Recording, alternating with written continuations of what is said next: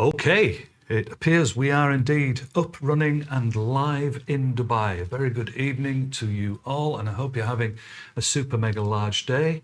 Phil Pendlebury here, and of course for visitors in the Middle East, Assalamu alaikum, mahaba, good to have you with us too. So today we're going to be doing a relatively short stream. You'll need headphones for this one because that's really the whole purpose of this. We're going to have a look at spatial mixing in headphones with Immerse Virtual Studio. And the reason you'll need your headphones is that is the whole purpose of this plugin. I'm pointing over here because that's where my screen is. Of course, you can't see that. Immerse Virtual Studio enables you to audition surround and Atmos deliverables on headphones from inside acoustic virtualizations of Alan Meyerson and Lerson Mastering's Dolby Atmos certified studios. I had to read that because I want to make sure I get it right. All from within Nuendo. So the blurb says basically save time by confirming your mix prep work sounds great before you get into the studio and scale up your remote immersive production with the help of the latest in AI HRTF personalization technology. That was a bit of a mouthful. What it basically means is that we have a plugin that you can use in your surround projects. I'm going to put it into a Dolby Atmos, in fact, 2 different Dolby Atmos projects this evening, which give you the sound of being in those 2 high-class studios. So before we move on, I just want to tell you a little bit more about how this all works. I'm not going to go into huge detail because I know you want to see some action, but let's just have a quick look at what's involved and how it works. So we'll flick off the camera there and we'll go over to Nuendo. And let's see, we can possibly put my camera on in the corner there. All right, hello. So actually what I'm going to do is turn the camera off now. I'm going to zoom in on the plugin and go through some of the functions and features and then show you how they work in kind of a more practical way. All right, so camera off and let's go. Okay, and just a quick one, of course, don't forget to put your headphones on, and if you're watching this later, please try and put headphones on because you won't get the benefit of what we're going to do without the headphones. It's really quite important to this. Well, not quite important, it's actually essential. So if you're watching this on speakers, you're not going to really hear the results that you're intended to hear. Okay, camera off. So headphones on. And let's just quickly have a quick talk about what is HRTF. Well, you've heard me talk about this before a number of times, I'm sure. But for those of you that haven't and not familiar with it, HRTF stands for Head Related Transfer Function. And it's a technology that's been around for more than 50 years, apparently, nearly as long as me. But now with kind of modern technology, it's much simpler for us to put it into practical use compared to how it used to be. So the bottom line of this is everyone has a unique shaped ear. And that affects the way that the sound travels from outside into your eardrum, right? So all the little different, physiologies of your actual ear, the physical structure of your ear affects the way that sound travels from the outside world. So what we've got here with Immerse, let's zoom in. Hopefully, there we go. We can zoom in. Hopefully you can see that. It gives you the ability to capture your own acoustic profile. So in other words, you actually take a picture of your ear, but we'll get to that in a minute. And then while wearing headphones, Immerse is able to emulate the sound of various surroundings sent directly to your ears. So if you're wearing headphones, you're going to get kind of a simulation of the studios that we're listening in, which there is 2 in this particular version. And it's pretty accurate, to be honest. There's other plugins that do similar kind of things to this, but this one is pretty high end. So just a quick note that it's not an EQ simulator. It's not like SonarWorks, for example, which takes the frequency response of all the different headphones and tries to kind of flatten them out for you to listen to. That's not the purpose of this, although there is a headphone EQ built into it, but you can turn that off and you can still use it with the SonarWorks and so on. So let's move in quickly to the initial setup. Of course, since most people don't have the ability to use high-end acoustic measurement systems like it was done in the past at an acoustic lab or whatever, Embody have developed a way to get this information from a picture of your ears. So once the picture of your ear is taken, there are thousands of calculations done based on the picture that will give you a personalized image. And more importantly, gives the application itself a way to emulate the sounds traveling from a source into your ears via your headphones. Okay. I'll post a link to how the setup's done.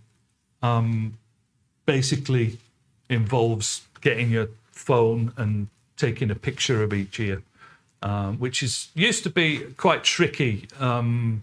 With the older versions of this, but now they've made it a lot easier. You kind of, but I'm not going to, I'm not going to try and do that in a live stream.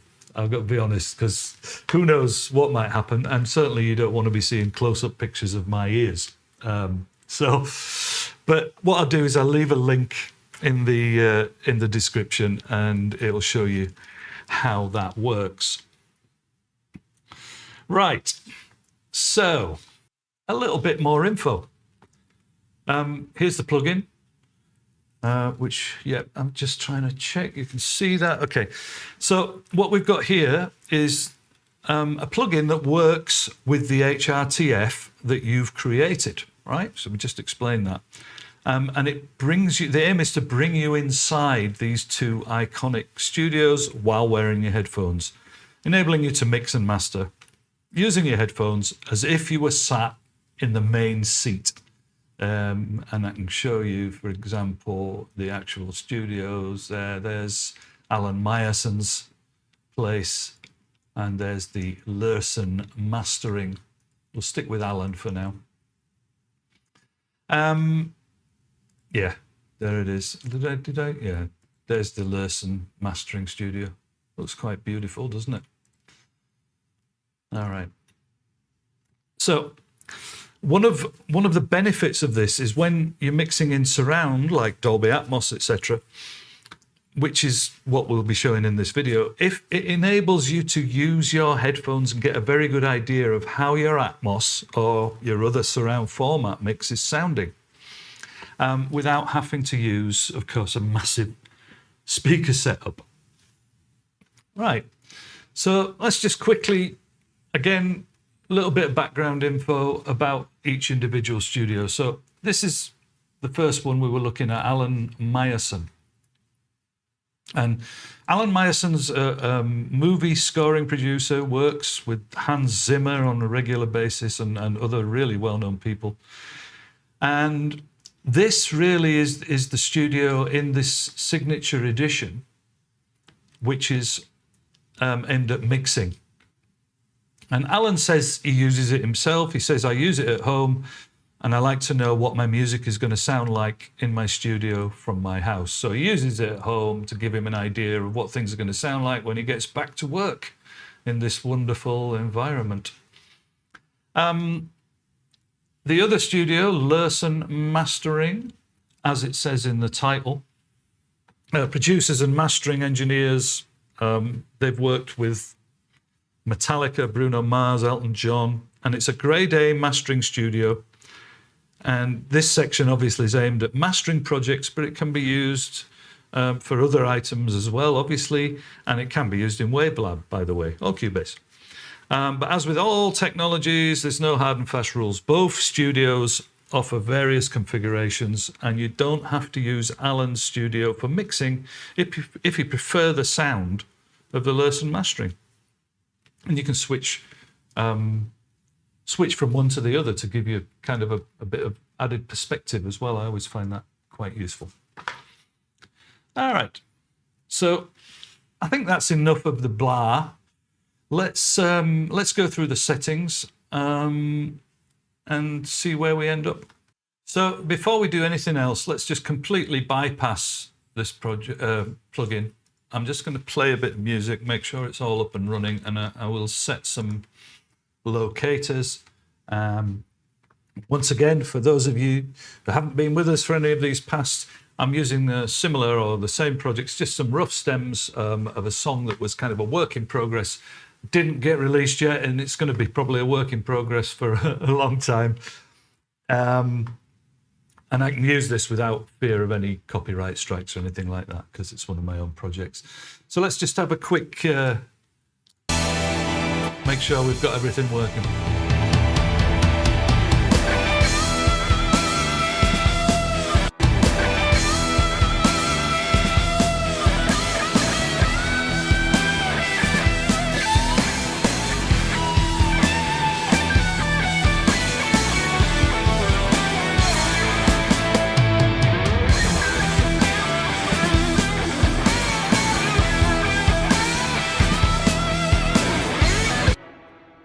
Okay, that all seems to be working fine. I might have to set the locators again in a little while. Right, so we'll zoom back in. So we've got an Atmos mix running here, and I've inserted the plugin. Let's see if we can just zoom in. Actually, I can show you on this mixer here. All right, so there's the Atmos renderer. Can we see that? Let's just zoom in a little bit more. Okay. So there's the Atmos renderer. And the recommended way to do this in Nuendo is to simply insert the Immerse Virtual Studio after the renderer on the Atmos bus. Okay, so that's where we've got it. We've still got it bypassed, by the way.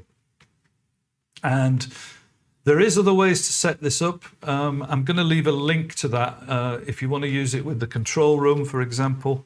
But that gets a little bit complex, and I didn't want to risk trying to do that on a live stream. And aside from that, is obviously anything that's in my control room, it's post-mix, so you won't necessarily be able to hear it as it should be. So for me, I like to just do it within the mixer, because that way you guys can hear what's going on. Right. So let's have a look through, and yeah, so we need to obviously disable the plugin before doing an offline bounce. Again, that's not something to worry about right now. So I'm going to enable the plugin. And let's just go through the functions. So on the top left, we've got, I'm going to start from the top here. On the top left, we've got the Headphone EQ Profiles. So this is what I was talking about earlier on. This is where you can basically do a similar thing to what SonarWorks does. You can choose from a bunch of different headphones. There's a whole load of them.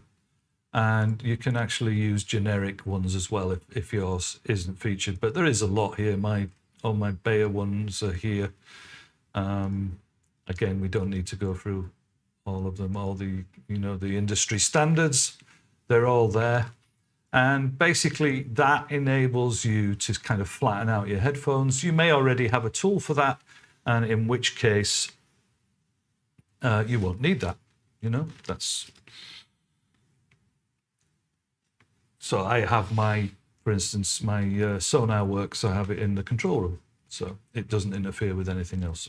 So I've got this, as you can see here, I've got it disabled or bypassed. The top right section here, this little icon shows you where your setup is.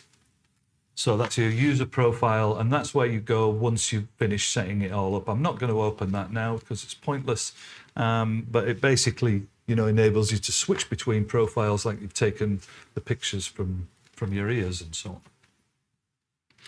So let's have a look at the center area.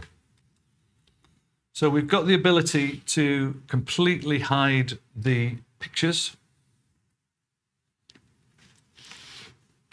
like that. Show the studio or hide. So if you feel like, you know, the picture is getting in the way, you can hide it. Actually, it's quite useful, and I'll show you why in a minute. And conversely, we can also hide this bottom control section like so. And then we have the view selector, which you've already seen a little bit of. So let's use Alan Meyerson's studio as an example. We can view, it's like a computer generated version showing you kind of very practically, you know, what the studio looks like, what the configuration is. And then there's a picture of the actual studio, which is non-interactive. This one's interactive, you see, you can actually solo the individual speakers.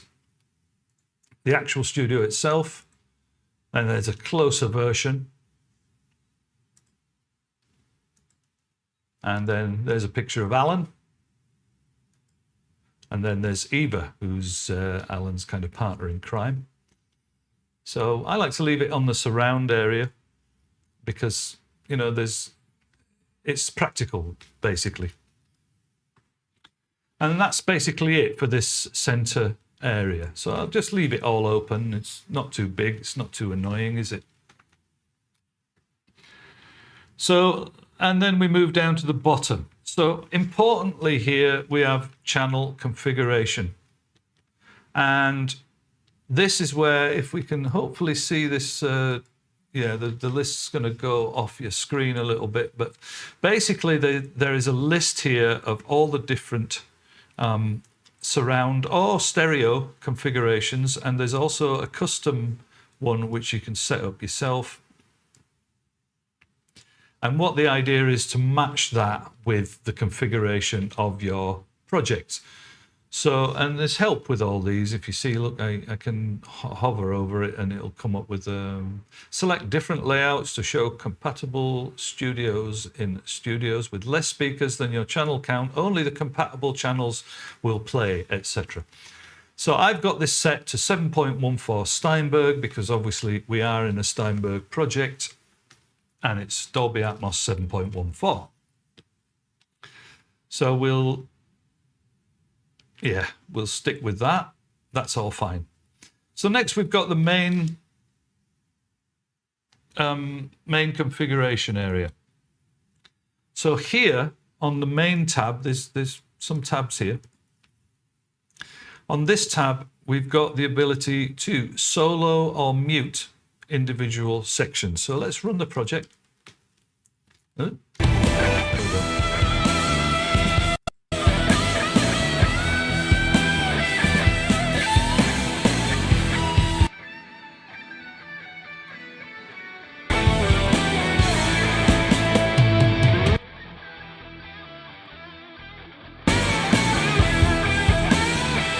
So you get the idea there. You can actually go through and solo, you know, each of the individual speakers. And in fact, like I said, even that I prefer to use the. Whoops! I've just actually clicked something by accident. Let's just reset that. There's the rear top, rear bottom. Sub.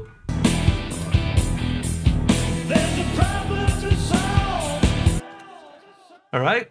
Oops. Bring him back. Okay. So that's you know solo, and of course you can do all the uppers or all the lowers, and you can reset. The buttons are a bit tiny, aren't they? Important one here is really the ambience control. So this refers to the amount of reflections of the studio that you may want to have in your mix. This is while you're listening, of course. Remember, this is only for listening. This is not for actually including as part of your mix down. So it doesn't change the length of the reflections, only the intensity. These are kind of subtle, and they're more obvious really on sounds with, you know, attack. Let's solo up the drums for a second. Lost the plugin again. Here we go. I should really keep it always on top, shouldn't I? There we go. All right, so have a listen to just the drums. See if you can tell with the ambience.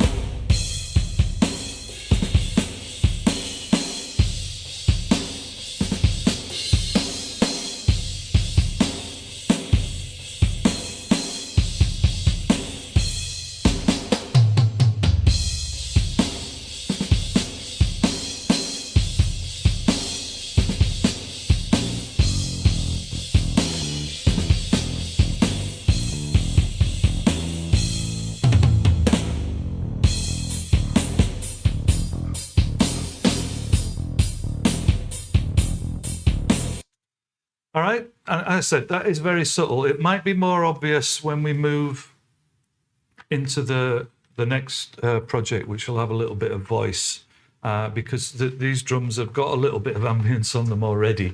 So, you know, but basically, if you imagine the ambience in the room where I am now, if I clap my hands, it's giving you that, and it's giving you the ability to have more of it or less of it. Huh? And I actually quite prefer it to have it very little of it. You know, that's just my preference. Some people would like it differently. And yeah, I should point out, by the way, that you probably noticed me soloing just now. I keep clicking that speaker, which doesn't exist. And you'll notice that the solos are on latch, so they're all building up.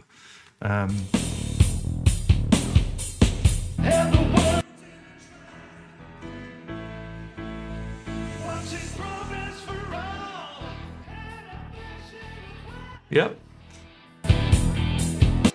And you can change that behavior, which you'll see in a second when we get to the other sections. So, yeah, one thing I've got to point out, I suppose, here, before we do go into the mix, we're nearly there now. We're going to, like I said, rush through the interface, and then I'm just going to put it into action in a mix, see what you think. One thing I've got to point out here is that obviously the HRTF that I've done is meant for my ears. So what you're hearing is basically what my ears hear. So it might not be perfect for you, but there is, again, there's a feature to kind of turn down some of the processing of the HRTF function. So again, we'll get to that in a second. So the next tab we have is routing, and this offers some options to adjust routing to suit various scenarios, especially useful if using 7.16 in Nuendo, for example. But if we go into this now, it'll take another hour. So I'll just leave a link again in the description, and you can see much more info on that. All right, so it's not worth spending time messing around with that right now. I'll leave a link, but once again, any questions, chuck them in the comments. I'll do my best to answer them. All right, headphones. So mentioned earlier on about the headphone EQ. I've got my headphones selected here. Again, we can play with this, but it's really not going to do much because depending on what headphones you're listening to, which is why, like I said, I have my Sonar Works on the control room, so you're not actually hearing that. But if I enable it on here,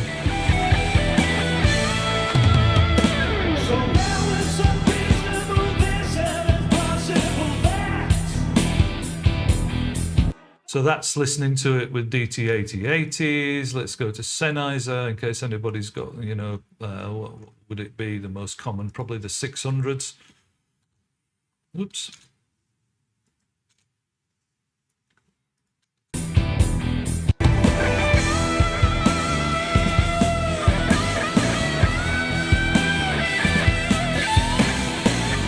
So that's with no EQ. That's with the full amount. And like I said, I'm going to disable that anyway. I'll put it back to my... But we can leave that disabled for now. If you don't use SonarWorks, or if you don't use anything, you might want to give that a try with your headphones. It does make a difference. Again, whilst listening now, it might sound a little bit subtle. All right. So let's move on. So next section, we have the limiter. So what they say is that using any of these kind of things, and again, those of you familiar with SonarWorks and so on, produces potentially some dangerous transients, right? And they all the different kind of plugins that do this EQ thing for the headphones have some kind of limiting built in, just in case you want to use it. And again, not going to demo that right now because personally I prefer not to use it at all. And even in SonarWorks, I don't use it. I just want to reduce the levels and keep an eye, on everything. And actually, if we play once again just a bit of the mix here.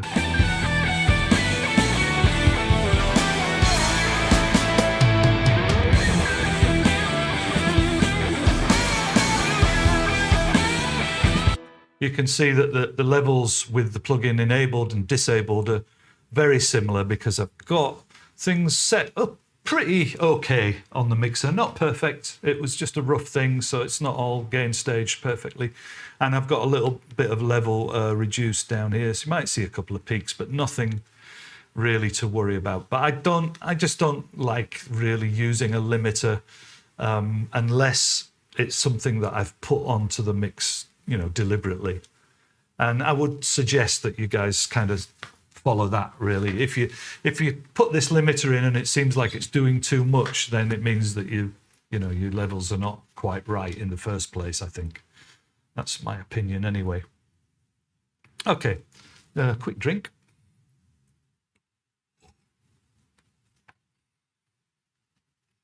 So let's move to the advanced section. So this is what I was talking about earlier. This is the HRTF intensity. And what they say here is that when it's set on 7, which I have it now, that's when you're getting the exact reproduction of your ears. So if we move that up one, we get a little bit of an enhanced kind of, I guess, as if your ears were slightly bigger. The more you move this down, they should have a little graphic on it. It'd be quite fun, wouldn't it? And there's a picture of your ear, and the more you move it down, the more your ear becomes just like a generic ear, I suppose. So we'll have a quick play with that. Like I said, I'm not going to mess around too much with this. So that's the enhanced ears.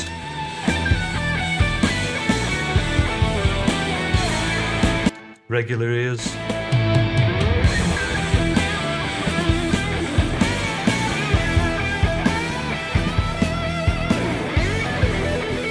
And that's generic ears, which sounds a bit muffled to me. So I'm going to leave it set up for my ears. I mean, how much difference does this make? Well, it's difficult to say, isn't it? I mean, we'll have to compare notes later on. But to be honest, regardless of the actual HRTF side of it,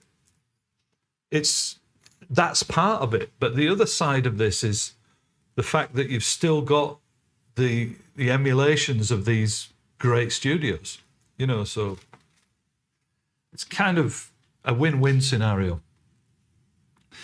Center balance. Okay, so that is not a balance control as such. It shifts only the balance of the center channel. So those of you familiar with Atmos mixing, theater, movie, etc., you'll know the center channel where you usually put your dialogue or your main dialogue and so on.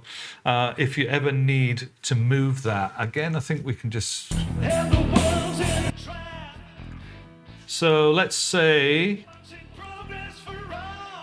you can't hear that. I know you can't hear that very well. And that's because in this particular case, I haven't got the lead vocal directly in the center. It's slightly to one side, but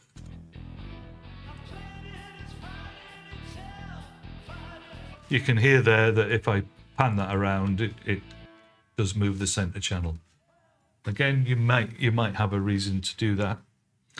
We have a low-pass filter, and by default, a studio-specific LFE low-pass filter ensures you're not hearing high frequencies that wouldn't be heard in the room.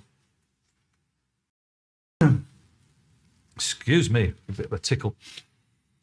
Okay, minimum phase response is a little switch here. Enabling this improves the phase response of your profile and may improve the overall listening experience. Now then, let's have a listen, because I don't know about you guys, maybe you've got more sensitive ears than me. I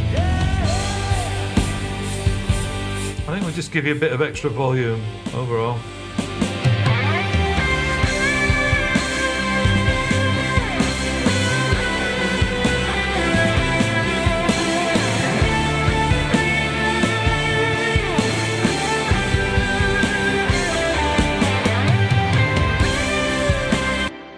I could barely tell a difference with that, and I'm sure over YouTube you're probably going to be able to tell even less. But not to worry, well, I'm going to leave it on because it says it should be on. There's a setting here to bypass during offline bounce to disk. That doesn't work with Nuendo. That's Pro Tools only feature. But the thing here is just to remember to bypass when you do any offline bouncing. Finally, on this little bit, we've got the solo behavior. So we've got latch and exclusive. So if we have it on latch, it does like I have it now, it will solo.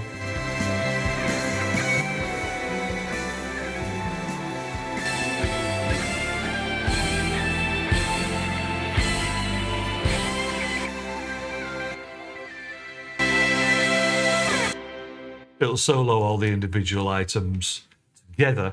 And if we have it on exclusive, it just does one. So they kind of knock each other on and off, more like a traditional solo. I like to have it on latch. All right, so I think we've reached the end. We've got a gain control here. You can see I've got mine down a little tiny bit. And like I said, just be a little bit careful. So let's play the track and have a little fiddle with the mix itself. And we're pretty much there, aren't we? This is the thing with this. You're probably thinking, well, you want to see some action. But the whole point is once this is in place and set up, and hopefully what I've done there is explained what everything does, and then we'll go through literally 5 minutes of just mixing. And then we'll bring up the other project, which is a dialogue project, and we'll have a listen to that, some of the specific things that are more obvious with dialogue. But the whole point here is you set it up, it's there in the background, and you're doing your mix as if you're sat in that studio, right? Don't forget though that the idea is not to have the finished result as if you're sat in that studio. This is guiding you on how it's going to sound. When you do your final export, it's not going to be it's not going to be included. So it's as if you've taken your project to his studio, you've mixed it there. You don't get the sound of his studio in your mix, do you? You know what I mean? You don't get that sound. You're just there physically, and it influences how you level and balance and tone and EQ. Right, let's move on then. Let's have a listen to Lursen mastering, because we've been listening in Alan Meyerson's place. Let's go to Lursen.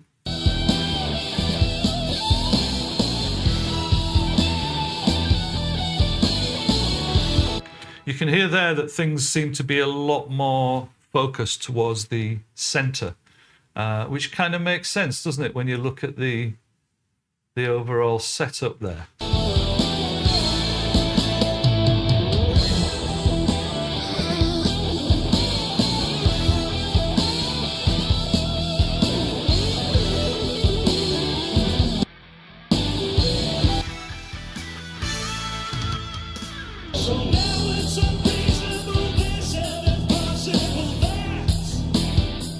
it's funny, after a little while, your ears start to adjust. Then you go back to Alan, and you're getting that width. And don't forget, I haven't changed the ambience. Well, it does automatically change a little bit. I mean,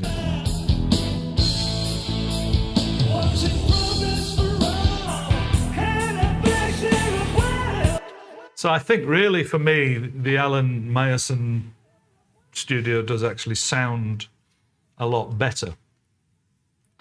I do want to quickly point something out as well, really, before we go into the quick juggle. There's not much more to do, but have a quick listen with it bypassed.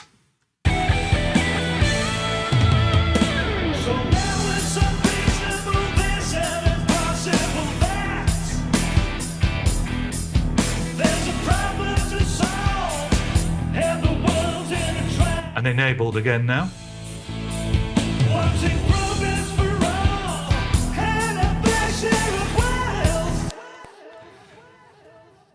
So you might be thinking, and kind of understandably, that it sounds slightly better when it's bypassed, right? But there's a reason for that. It sounds a bit wider, and you know the tones, the EQs sound a little bit more sharp in places. And there is a reason for that, and that is, like I always say, about when you're listening to a mix with headphones. You guys know this. In case you don't, I've got to say it again. What you're getting is the right channel pumped straight into your right ear, the left channel pumped straight into your left ear. So listening in headphones, and I love it, to be honest, I always have done. I grew up as a kid listening to my Pink Floyd and my Steely Dan with headphones on. But you have to remember that most music isn't really intended for that. So what you're hearing is, you know, a slightly different version of the mix, let's put it that way. When you're listening on speakers, even if it's just a left and right, forget about the whole surround thing. When you're listening to something that's on the right-hand side, you're also hearing it with your left ear, and that doesn't happen with headphones, right? So something that's directly in your right ear will not appear at all in the left ear, whereas a speaker, something's on the right, you're going to hear a bit of it with your left ear when you haven't got headphones on. So that's why you get that kind of difference. And that's also why quite often when you mix with headphones on and you play it on a set of speakers somewhere else or in the car or wherever, that you'll say, oh, that's strange, the mix doesn't sound quite right.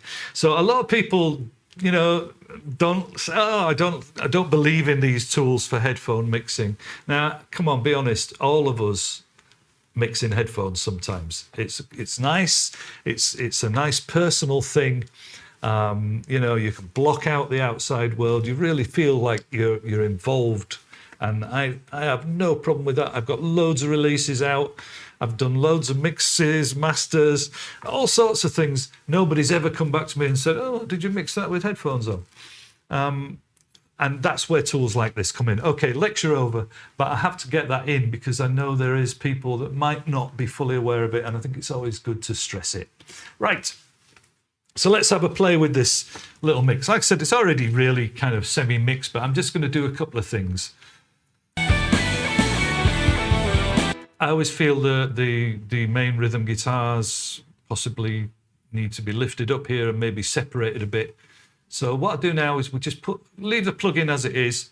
I've got the ambience down to virtually nothing. No headphone EQ, no limiter. And what I'm going to do now is we'll take it out of always on top mode, and let's just use this little mixer instead of going to the full project in 4K, which is probably going to be a bit difficult for you to see. Let's just use the mini cut down mixer here, and at least that way you can see it all nice and clearly. So a few little tweaks, nothing drastic. Like I said, 2 minutes, 3 minutes, and then we're done.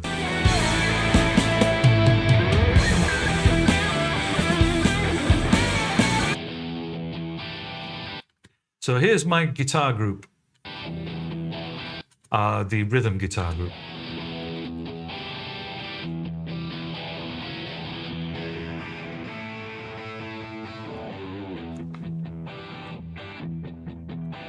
And you can hear as I move that from front to back, although obviously we're just listening with headphones on, you do get the impression that that is behind you. It's very clever.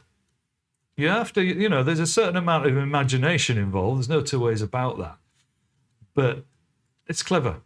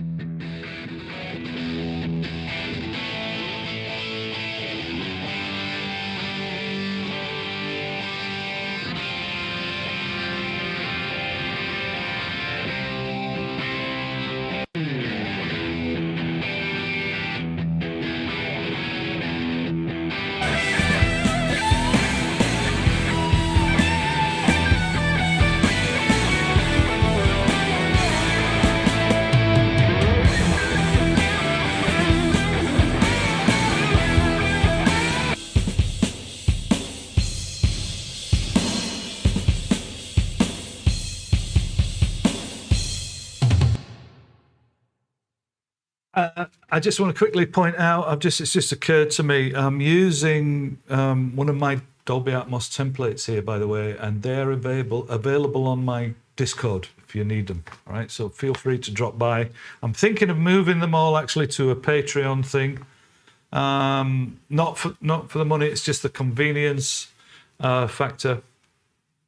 I'm not sure if you can do Patreon without charging, and I don't want to get into that, but yeah, so if you're interested in the Atmos stuff, there's obviously other videos that I've done and other people's.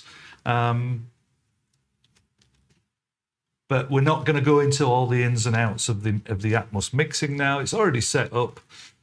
So let's just continue and have a little fiddle about.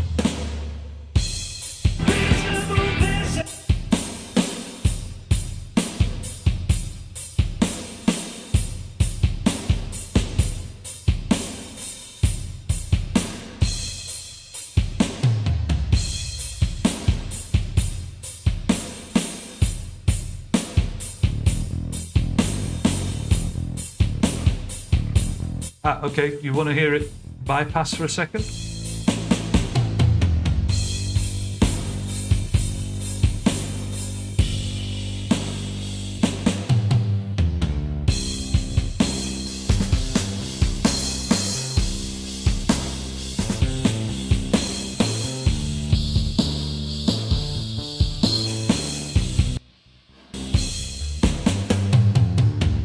Let's just go back to those guitars for a second.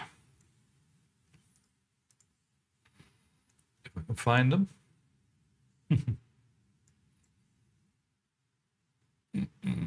There we are. Oh, that's the solo.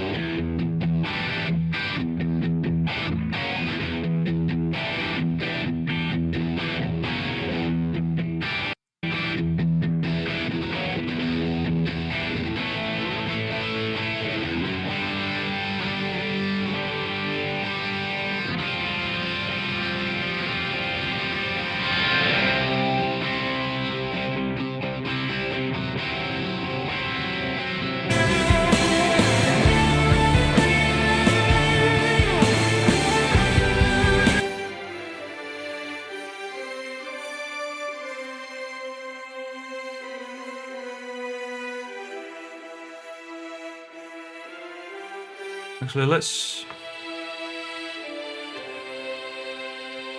put that down at the front. One more time. Sorry.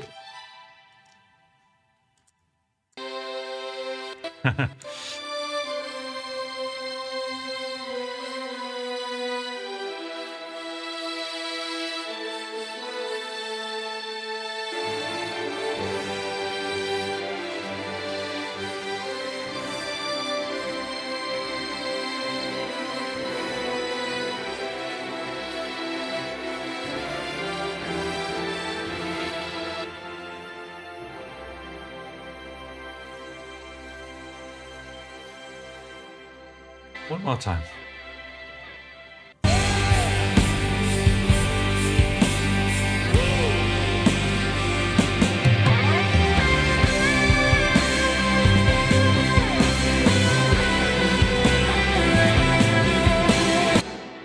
So I don't know about you, but I can actually get a really good feeling of being sat in that room now. The more I concentrate, and I hope it's not too boring for you guys on a stream basis. I suppose later on you can always skip through. What I'm going to do is just do, I'm not going to mess around anymore. I'm just going to put those vocals a little bit more central, and then we'll bypass it. You can take the headphones off and have a listen with on the speakers, you know, and see if it equates to something. It's difficult because it's an Atmos project, right? So how you're going to really gauge that, I don't know.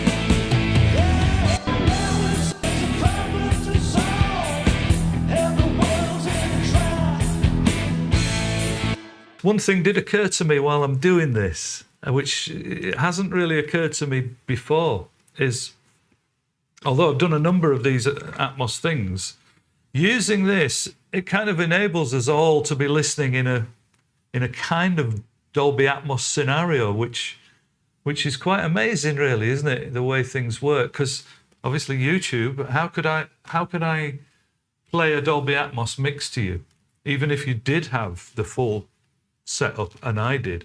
How do I play that to you over YouTube or over a stream? So this is actually quite innovative. Right.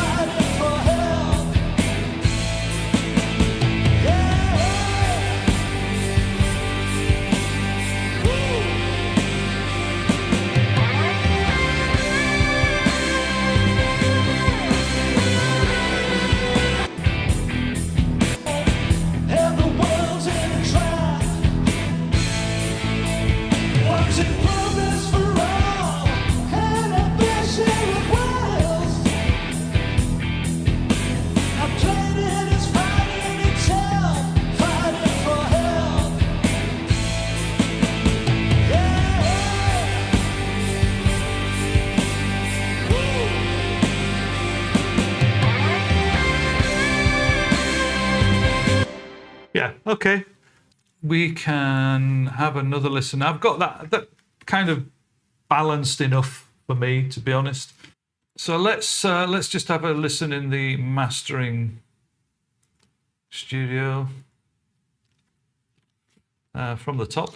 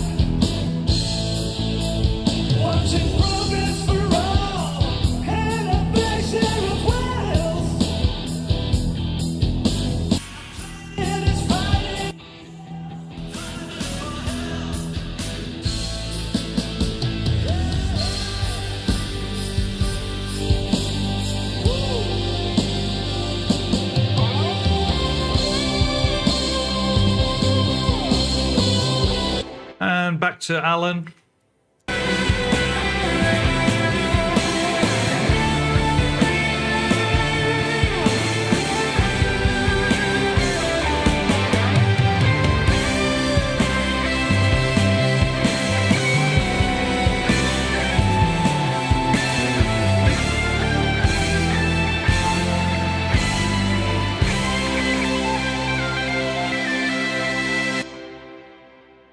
All right.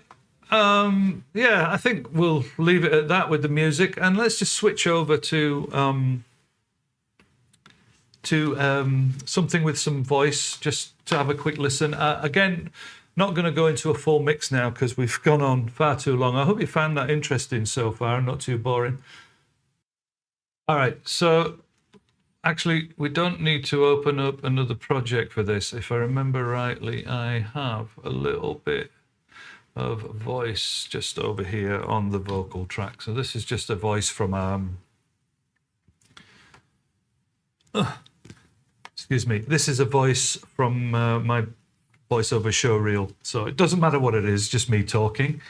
So what we'd do is we just chuck it there for a moment. Just let me have a fiddle with this, get it sorted out. Okay, I think we should leave that there. I had no idea they So we'll get rid of all the... Okay, I think we should leave that there. I had no idea they were in here. Okay. I'm sorry getting used to hearing my voice over and over again. So let's just... oops. Yeah. Put it right at the front. Hey, I think we should leave that there. I had no idea they were in here. Okay, so all I want to do here is just quickly show what the... Here we are.